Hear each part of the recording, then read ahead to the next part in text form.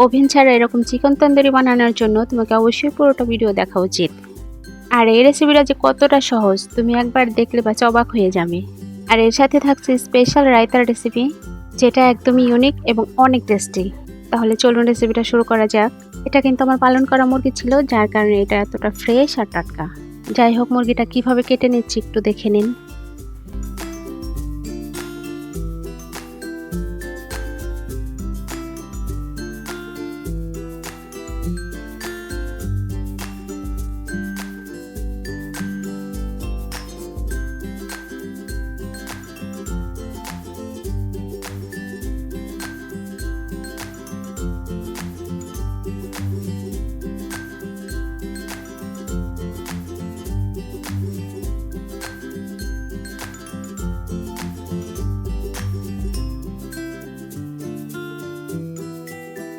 ভালো একটা রেজাল্ট আসার জন্য তোমাকে কিন্তু চিকেনটা ঠিক এভাবেই কেটে নিতে হবে।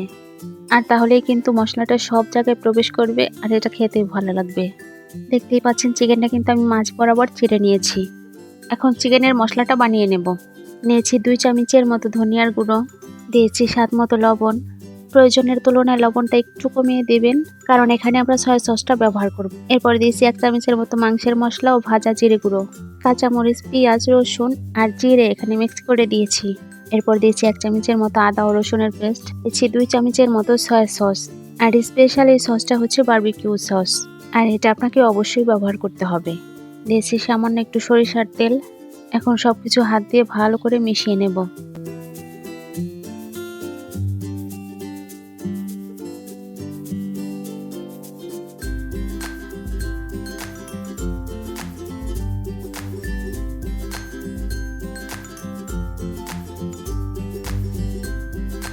এখন এই মশলার সাথে চিকেনটা ভালো করে মাখিয়ে নেব। এটা কিন্তু একটু সময় নিয়ে ভালো করে মাখাতে হবে।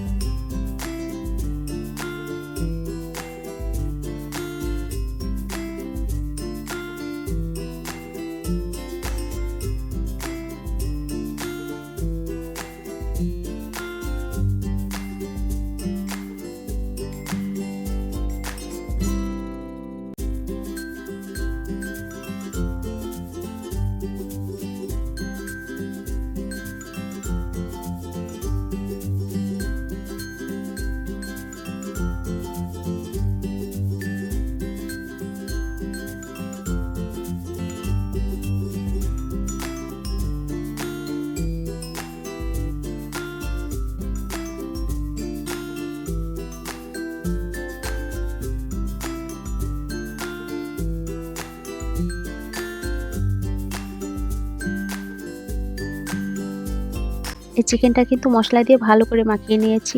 এখন 30 মিনিটের জন্য ভালো করে ঢেকে রেখে দেব, যেন এই মশলাটা চিকেনের সাথে ভালো করে অ্যাডজাস্ট হয়ে যায়। 30 মিনিট পর এই মাংস থেকে কিন্তু অনেকটা পানি ছেড়ে দিয়েছে। এখন এটা ফ্রাই করব, আর সেজন্য একটা কড়াই বসিয়ে দিয়েছি।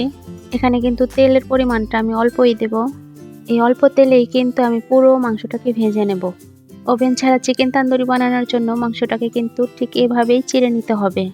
আর এই সময় চুলার জালটা আমি মিডিয়াম আঁচে রেখেছি। যেন মাংসটা ভিতরে ভালো করে সিদ্ধ হয় আর উপরটা পুড়ে না যায়। মাংসটা ভালো মতো সিদ্ধ হওয়ার জন্য অবশ্যই 2 থেকে 3 মিনিট এভাবে ঢেকে রান্না করতে হবে। ঢাকনাটা 2 থেকে 3 মিনিট দিলেই কিন্তু এনাফ। এর থেকে বেশিক্ষণ ঢেকে রাখলে কিন্তু মাংসটা গলে যাবে। একটু পর পর উল্টে পাল্টে দিয়েই চিকেনটা এভাবে আমি ভেজে নেব।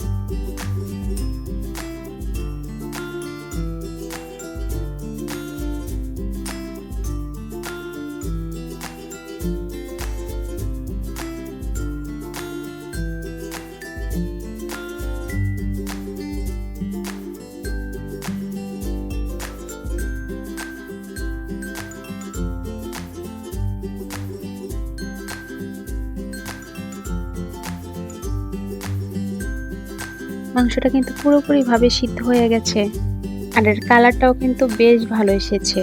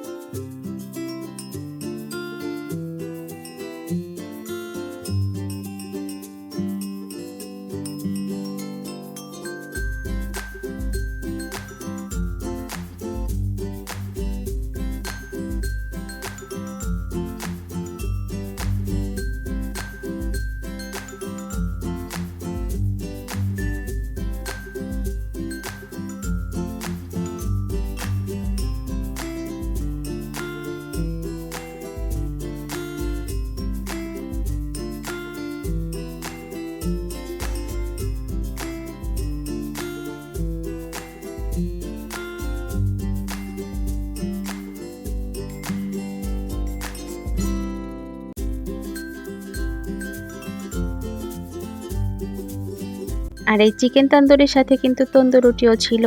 আর এই তন্দুর রুটির রেসিপি অলরেডি আমার চ্যানেলে দেওয়া আছে, ভালো লাগলে রেসিপিটা অবশ্যই দেখে নেবেন।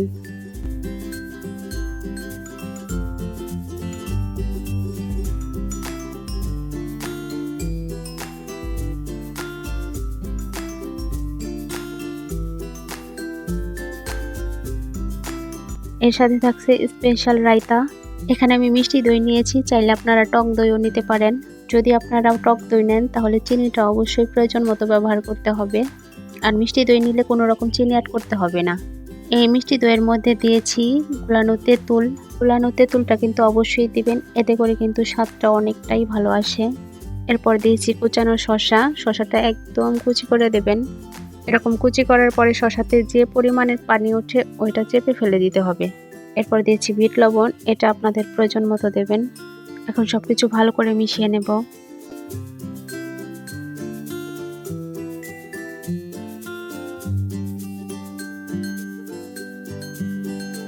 এরপর দিয়েছি 1 চামচের মতো চিলি ফ্লেক্স।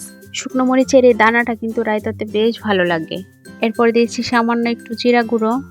এখন এই সব কিছু একটু মিশিয়ে নিলেই হয়ে যাবে। তন্দুরি চিকেন নান রুটির সাথে এই রায়তাটা না হলে কিন্তু খাবারটা একদমই জমে না।